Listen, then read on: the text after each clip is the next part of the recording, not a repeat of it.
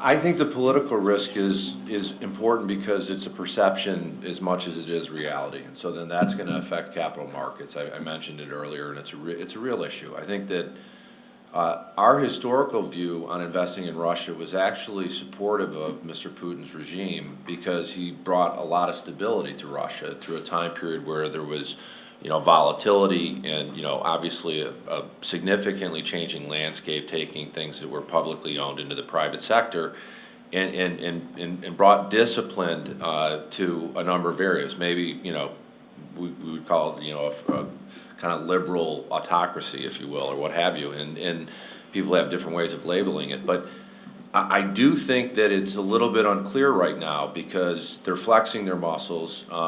You can go to Georgia in 2008. You can go to the recent activity in Syria. You can talk about the Ukraine. You can talk about funding into Hungary. So I think there's a lot of people that become quite nervous about that, and I think that's unfortunate. I think it will stabilize its way back out. I hope we get through the Olympics without any incidents.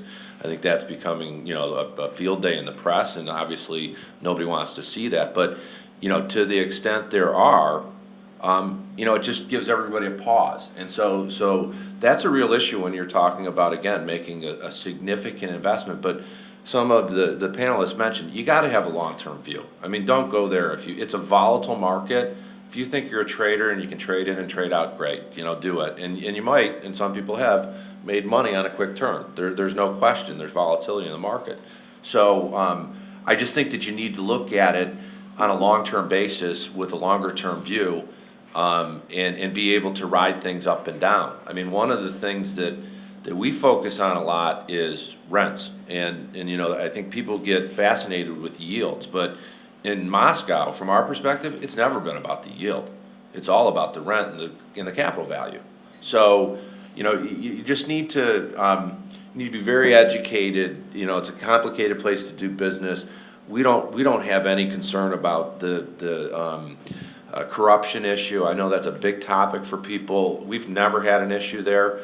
But we're not playing in some of the areas that are strategic or, and frankly, real estate, it's not a strategic asset. So that's why we're comfortable with it.